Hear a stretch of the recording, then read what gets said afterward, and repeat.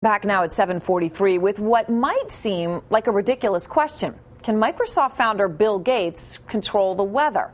Well, according to a patent application recently released to the public, Gates and several other co-inventors seem to think that they can, at least when it comes to hurricanes.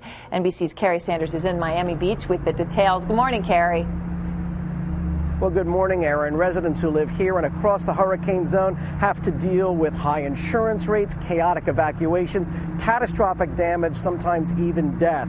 So while the idea of controlling the weather might sound like science fiction, because billionaire Bill Gates is involved, it's a Category 5 idea that some can only hope comes true. Just about any hurricane that makes landfall these days is at least $1 billion storm. Because of the damage, the heartache, and perhaps just because of the sheer challenge, scientists have long tried to figure out a way to kill a hurricane. In the 1960s, one hopeful idea seemed promising: tow an iceberg into the hurricane's path. The ice would melt, cooling the ocean waters at the surface. It's those warm 80-degree-plus waters that fuel a hurricane's strength.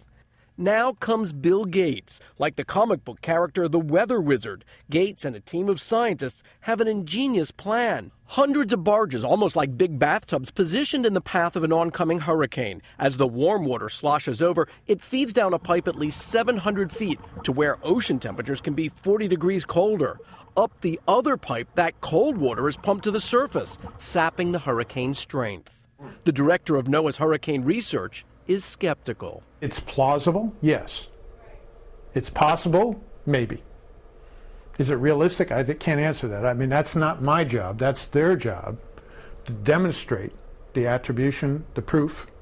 With a few simple items, Put this through here. Dr. Stephen Leatherman Go ahead and turn it on. filled an aquarium with water as if it were the ocean, and then, with a bucket and a tube, demonstrated the physics involved. When the red water in the bucket is higher than sea level, even without a pump, gravity forces it down, just as would happen in those floating barges. The physics is right, and it would work if we can deal with the scale factor. That's the big thing. I mean, it's going to take an enormous amount of cold water brought up, many thousands of pumps perhaps, and have any effect on a hurricane, because remember how big hurricane systems are. Still, even those who've been through hurricanes have questions. What would you think if that existed, if we could kill hurricanes? That we're playing God, so you can't do that. Now, scientists say if this worked, it would actually disrupt the ocean currents, and so it would impact weather in other parts of the country. How to pay for all of this? Well, we contacted Bill Gates. His spokesman said he had no comment, but there's one theory out there that ultimately insurance companies would pay for a project like this.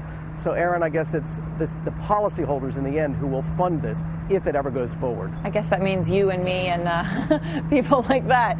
Kerry Sanders, thank you very much. Well, no matter what you think about it, at least we're lucky to have someone like Bill Gates trying things out and inventing things.